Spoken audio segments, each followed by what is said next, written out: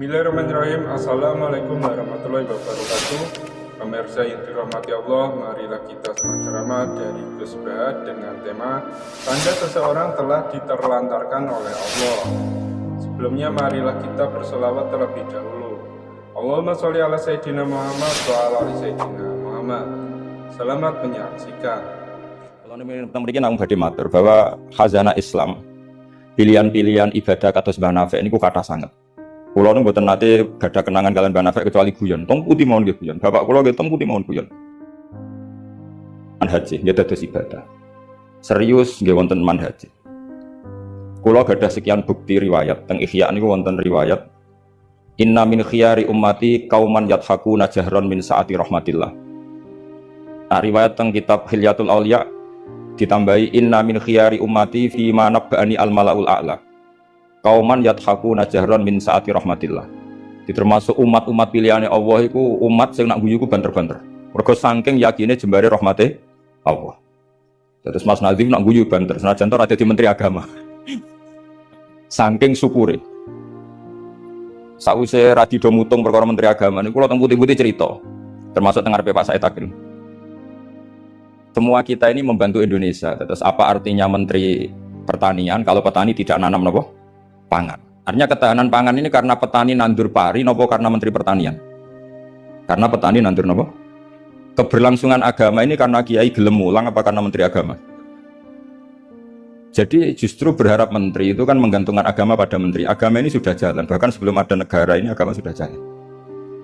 Artinya semua kita ini bantu keberlangsungan agama, tata pangan, juga menteri pertahanan. Orang tidak konflik itu karena menteri pertahanan apa nasib kon ngalah, kon ngempet. Kita tidak konflik karena nasihat leluhur kon ngalah kan apa ngempet wal kadhimin. Jadi kontribusi kultur pada negara ini luar biasa. Lalu kultur yang sudah ada ini oleh negara dimanage, ada menterinya, ada ketuanya.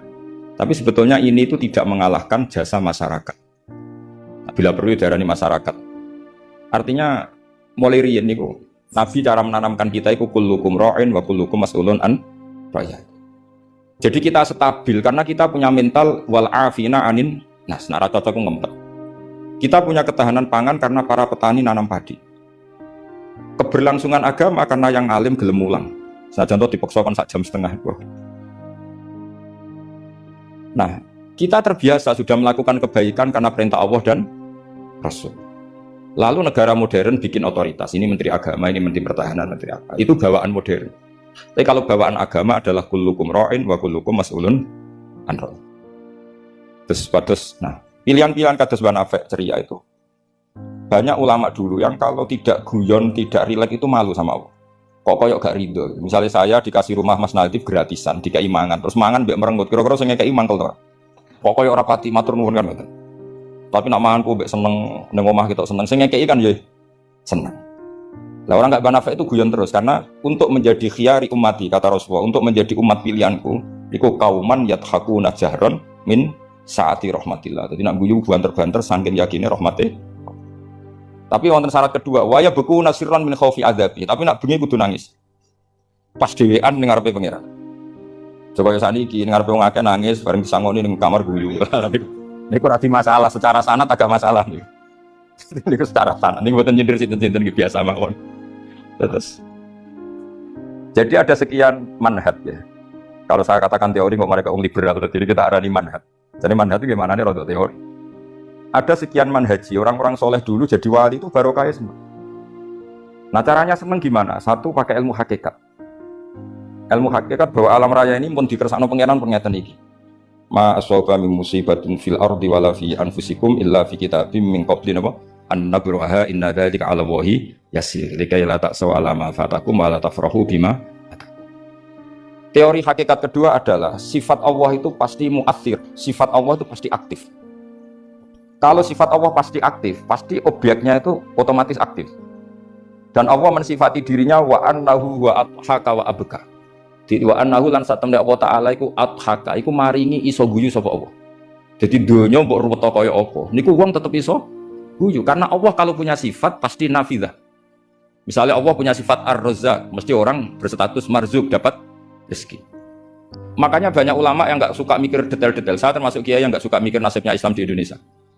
Karena Allah mensifati dirinya Al-Hadi, penunjuk. Pasti ini aktif ila yaumil kiamat. Sebab itu wis ditinggal Nabi, ditinggal Wali Songo, ditinggal Basahal, ditinggal Badolah, ditinggal Mbah Mutamakin. Agama tetap jalan. Senjanto sing mimpin nggih Mas Nadif kula bareng ngeten iki paham. Itu bukan karena hebatnya Mas Nadif, memang Allah Al-Hadi. Allah kalau Allah Al-Hadi pasti masyarakat menjadi Al-Mahdiyin yang mendapat petunjuk. Karena sifat Allah nafidzah, mu'athirah.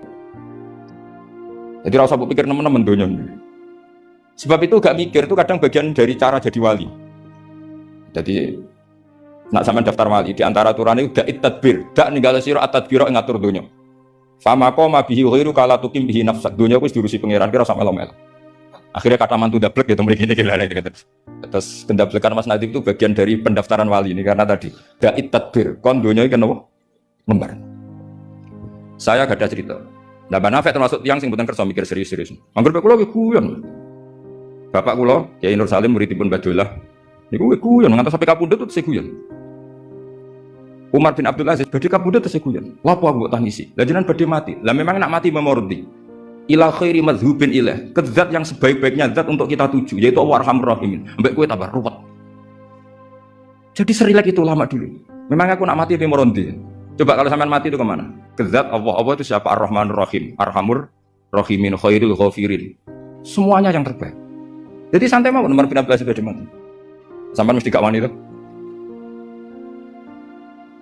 Itu bagian dari kaifiyah. Kaifiyah muamalah sama Allah dengan cara yang elegan, yaitu ceria. Jadi pilihan Mbah Nafek seperti itu. Saya senang sekali sama beliau. Saya sering guyon. Tapi guyon yang karena min sa'atin Allah, min sa'ati rahmat. Terus kula suwun manjen di acara hormat Mbah Nafek. Semoga pokoke dadi wong Islam sing seneng. Wis seneng cek nganggo cara sing salah lah, sing mletil lah, sing penting seneng. Itu ada wali itu agak kacau, tapi dungane ku kacau, tapi mustajab. Sama tak ijazahi tapi aja lakoni. Mereka nak nglakoni iku copy paste, iku jeneng jiplak. Itu kalau dalam dunia kampus plagiat itu ditolak itu. Ada seorang wali datang ke Rasulullah SAW di Raudhah. Ya Allah, jenengan punya dua pilihan. Jika saya menjadi soleh maka surrah habibuk, maka kekasih jenengan senang. Wahazuna aduwuk, musuh anda susah, musuh engkau susah. Kalau seseorang soleh yang cinta itu Rasulullah. Saya ulang lagi ya Allah jenengan punya dua pilihan. Jika saya soleh maka kekasihmu senang. Yang susah saya. Tapi jika saya jadi orang zalim, orang fasik, kekasihmu susah. Yang senang setan musuhmu. Mohon jenengan milih mawon, nyeneng no kekasih jenengan, nopo nyeneng no musuh jenengan. Ya gak mungkin kan pangeran kok kepengen nyeneng no setan. Ya soleh. Jadi ya ono donga untuk teroris. Ya apapun itu, yang penting gue jadi seneng mbek pangeran. Mulane kalau nak donga gue rapati tenanan, gue yakin mandi. Buatan krono nyepelekno donga buatan, tapi yakin mandi. Dengan status Allah Al-Mujib, dengan status Rasulullah sing syafi'u khalqi, bil mu'minina raufur. Banyak ulama juga, ulama dulu banyak kalau donga rapati tenanan, tak kok kenapa rapati tenanan? Aku wis didongakno Kanjeng Nabi. Iki mau formalitas tok. Sing mandi ku dongane Kanjeng Nabi wis ndonga Allah marham ummati. Siku wae sing mandi. Iki mau formalitas tok. Nah, sampean gak gayane khusyuk tapi ora roh betapa setine dongane Nabi. Kenapa kok donga tenanan? Wah, ora repot. Repot piye didongani Kanjeng Nabi kok repot. Maksud kula nek sampean jenis wong sing serius, cara berpikir seperti itu. Bukan tidak serius karena tasahul, karena tahawun, karena istighfar. Tapi kita santai karena yakin Allah Al-Hadi. Kalau Allah Al-Hadi maka sifat ini akan efektif ila yaumil qiyamah. Mulane dawuh Rasulullah SAW, la tazalu ta'ifatun min ummati zahirina 'alal haq la yadurruhum man khalafahum. Bagian riwayat la yadurruhum man nawahum. Selalu kelompok umatku akan selalu zahirina 'alal haq, membela mati-matian kebenaran. Coba Uni Soviet kayak apa, negara komunis 100 tahun. Ketika ada persemakmuran langsung jadi Uzbek, ceknya Tajikistan. Kita dijajah Belanda 350 tahun. Tahu ono tragedi PKI. Tapi sekarang santri kayak apa? Malah ono hari santri bareng. Bareng wis mulya ora menteri bingung. Tapi betapa karena agama ini diurus Allah, kita melalui fase kayak apa saja tetap agama ini jalan. Kenapa? Karena Allah Al-Hadi. Sifatullah pasti nafidah, pasti muas. Selalu terus akan. Wa annahu wa adhaka wa abka. Allah itu zat sing maringi guyu. Kita tahu sifat Allah itu pasti nafidah, pasti muathirah.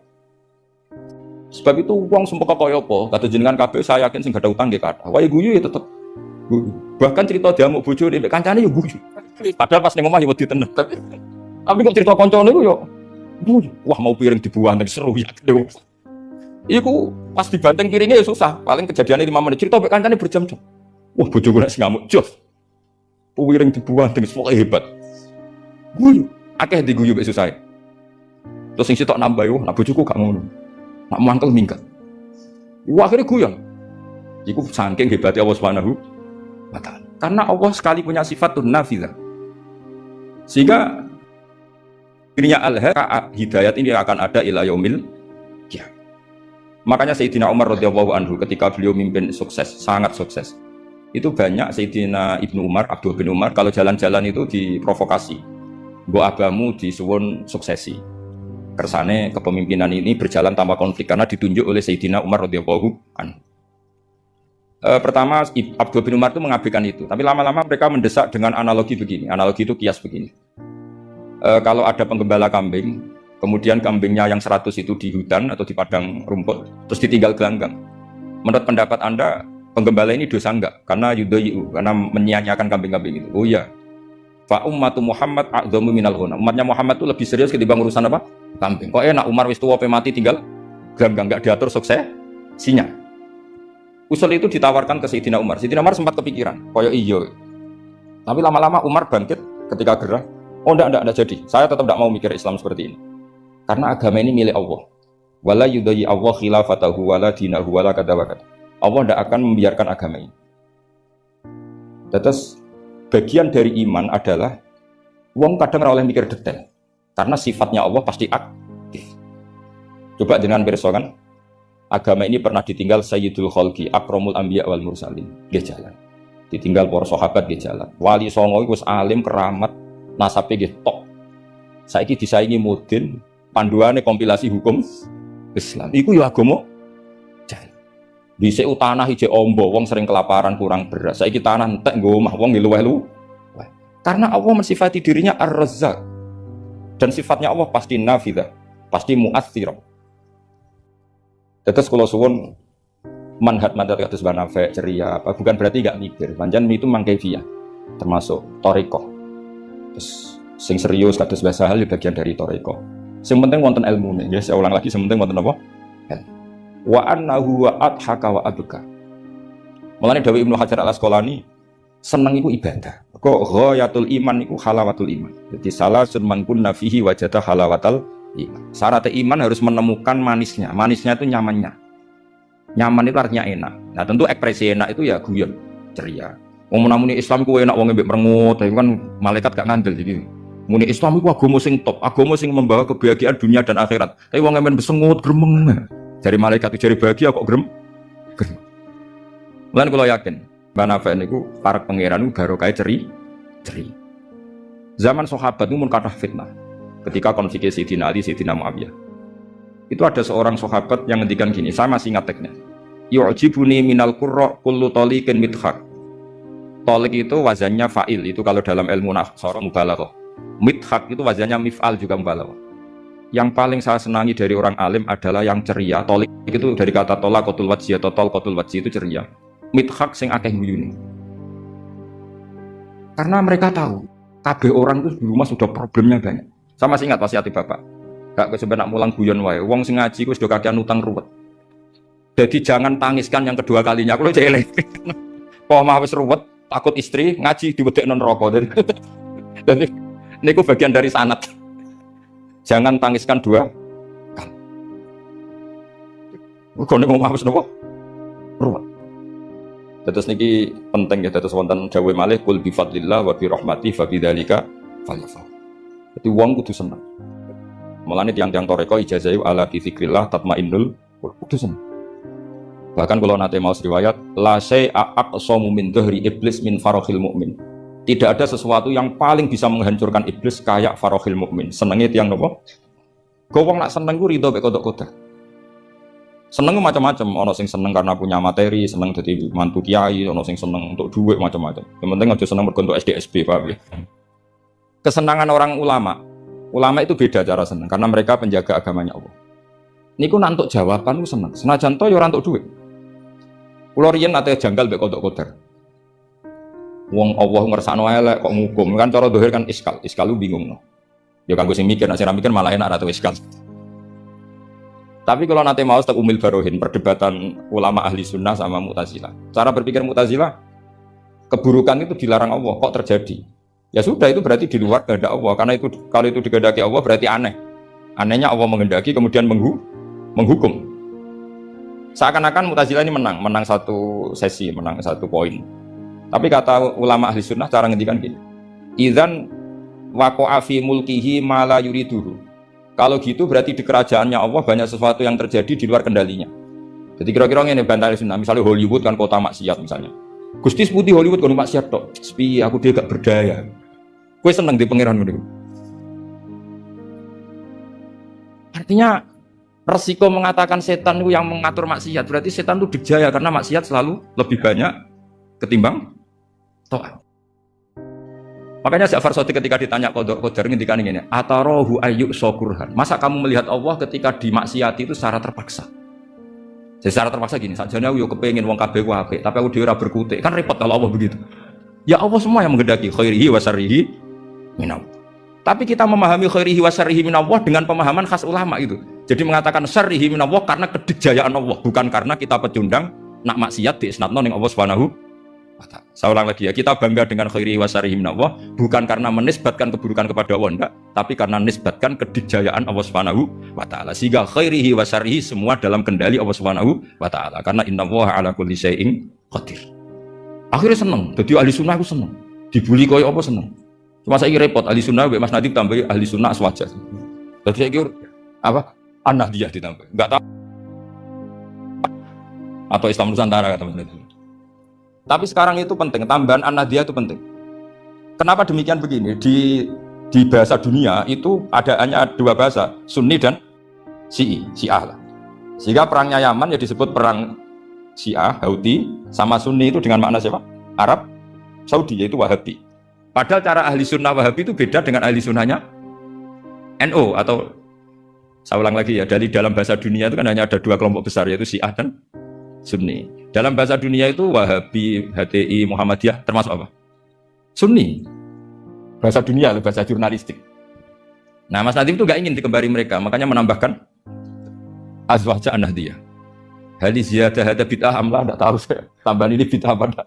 Kita mau tahu enggak? Tapi tambahan ini menjadi penting karena begini ya. Saya kemarin diundang di Lirboyo, cocokan sama Gus Kafati. Dawuh beliau begini. Gus dibeli NU saake. Diserang sana, diserang sini. Terus saat ini saake Gus sampai Pak Said mbek jenengan. Dia matur nuwun Gus disakene ya. Karena NU ini dikritik Syiah karena ikramus sahabah. NU kan khasnya ikramus sahabah. Syiah mesti tidak cocok. Tapi dikritik Wahabi karena NU nganakno khol, nganakno wasilah, nganakno ziarah kubur. Jadi NU itu digencet Syiah, ya digencet Wahabi. Nah berhubung sunninya NU itu beda karena kita wasilah, kita khaul, maka terus sama NU resmi itu kayak Mas Nadiem. Saya ini NU kultural. Karena saya diangkat itu ya tidak tahu, hanya tahu-tahu dapat SK. Itu ditambahi ahli sunnah wal jamaah no An-Nahdiyah. An-Nahdiyah ini sebagai penegasan tadi. Ya ahli sunnah, ikramus sahabah, tapi ya percaya wasilah, percaya ziarah nopo kubur. Bon kalau terus ngaji ini, kita terus kalau suwun farahul mukmin kita pertahankan kul bi fadlillah wa bi rahmati fa bidzalika falyam. Ya seneng carane macam-macam. Misalnya jenengan seneng Indonesia. Ya negara dikorupsi mulai zaman dhisik nganti saiki kok tetep sugih wae saking apike negara, saking sugih-sugih negara. Negara dinti ku ora usah dikorupsi wis bangkrut. Indonesia ku dikorupsi ene ono tetep sugih. Hebat buatan Indonesia. Oh niki mboten kok dukung korupsi mboten. Nyifati kekayaan Indonesia. Pokoknya yang penting akibatnya ku seneng. Wes nyifatine keliru-keliru lah, pokoknya akibatnya ku seneng. Niku ajarannya Abdul Hasan Asyadzili. Tadi kabeh sampai Abdul Hasan Asyadzili ini munajat mbek pangeran, ada seorang wali berdoa di multazam, ya Allah, berikan saya rezeki tidak maksiat lagi pada Engkau. Padahal multazam itu tempat sing mustajab. Terus jawab pangeran, nak wong ra maksiat terus sifat ghafur ku tak gopo ya. Maksudnya kan terus ora ono gunane. Ghafur iku ora ono gunane ghafur iku perkarane zat sing akeh nyepurane, jebule wonge bener kabeh. Akhirnya wali iku nggih mun Gusti mboten siyos. Terus nggih monggo mawon Mas, pokoke penting niki ngenang Mbak Nafek. Mbak Nafek seneng guyon iki sampean tak wari cara jadi wali lewat jalur napa? Guyon. Lho wong teke riwayat itu inna min khiyari ummati. Sampeyan rasa takok hadis itu dhaif ta hasan ta ruwet. Sampeyan koyo Albani berarti. Sing jelas hadis itu wonten teng Ihya, kalaupun dhaif itu yata'ayyadu bil amal. Ngendikane ahli hadis dhaif itu umila bihi asal yata'ayyadu bil amal. Terkuatkan karena menjadi perilaku ahwalnya ahli sunnah napa? Wal jamaah. Inna min khiyari ummati qauman yadhakuna jahran min saati rahmatillah. Di antara umat-umatku yang jadi pilihan iku nak guyu banter-banter min saati rahmatillah. Lu didolani kanca nak ketok guyu kan ya seneng sing didolani. Jajal sampean ketok melas. Ini sing didolani mikir nyangoni, paham ya? Atus kula ora ngaji ku ya guyon terus. Jajal misalnya kula ngenes, iku kurang salam template tapi. Wis pokoke repot kabeh kena wong ketok ngenes iku repot kabeh. Artinya nek sampean seneng niate ngene iku ya jenenge ibadah ngoten. Ya nama inna min khiyari ummati nama kauman yadhakuna jahran min saati rahmatillah. Tapi mungkin nak dalu-dalu dhewean wa yabku nasirron min khaufi. Tetep dalu-dalu ki nangis. Ya piye amale sampean ora cukup, mlebu swarga ora cukup. Sing cukup namung fadhole Allah Subhanahu wa taala. Nah, cara seneng sing permanen itu apa? Ya tentu bil ilmi, dengan ilmu. Kulo ini termasuk pengagum kitab Ibnu Hajar Al-Asqalani. Ibnu Hajar Al-Asqalani itu kalau nyifati Nabi itu, Nabi bukan sekedar punya al-jamalul wajhi, wajahnya ganteng enggak, tapi Nabi memimpin kita ke al-jamalul akli, kegantengan cara berpikir, keelokan cara berpikir. Misalnya begini, betapa tersiksanya kita kalau kita disuruh menuhankan Lata dan Uzza. Itu kan batu yang dipahat, bisa patah, tidak bisa apa-apa. Kayak apa tersiksanya kita yang berakal menuhankan batu. Begitu juga betapa tersiksanya kita kalau menuhankan Fir'aun. Wong dia manusia, punya mbah, punya kakek. Makanya kata Nabi Musa, Musa Tuhan kamu siapa? Tuhannya langit dan bumi. Fir'aun masih bisa ngeles, yang nuhani bumi saya. Tapi ketika Nabi Musa ngendikan, Rabbukum wa Rabbu abaikumul awal, yang nuhani nenek moyang kamu. Itu pengawal Fir'aun langsung sadar, ini kok ada Tuhan balita. Karena kalau Fir'aun Tuhan, berarti mbah-mbahnya tanpa Tuhan. Makanya justru Fir'aun tertohok dengan kalimat Rabbukum wa Rabbu abaikumul awali. Fir'aun kan di bapak, di mbah. Kalau Fir'aun Tuhan, berarti mbahnya tanpa Tuhan. Kau Fir'aun. Ya itu jenis al-jamalul akli. Orang itu nyaman meniadakan Tuhannya Fir'aun. Sama. Nabi Isa lahir di mana coba? Bumi. Berarti Tuhan sama yang dituhani dulu mana? Dulu bumi. Berarti kan nggak mungkin dia Tuhan. Wong lahirnya dulu. Itu jenis al-jamalul akli. Apa? Al-jamalul akli. Beda dengan Islam. Yang jadi Tuhan itu siapa? Al-Qadim, Al-Awwal. Zat yang sebelum alam raya ini. Kan nyaman. Kan pantasnya Tuhan itu begitu. Masa Tuhan kalah dulu sama yang di Tuhan? Itu jenis al-jamalul akli. Orang menjadi nyaman. Akhirnya nak nyaman kakak tiang sinau itu guyu-guyu dewi. Sementing ra dinceng wong darani stres, paham ya? Karena setiap sinau kenapa guyu-guyu dewi? Karena dia menemukan al-jamalul akli atau al-iltizat al-akli, kenyamanan berpikir. Kan terus kita nyaman. Iya ya, pantasnya pangeran niku al-awwal, pantasnya pangeran niku al-qadim. Terus disifati lagi al-baqi atau baqo. Pantasnya pangeran enggak terkalahkan, maka dia abadi. Kan yo ora keren pangeran kok berdurasi kok menteri wae kok presiden.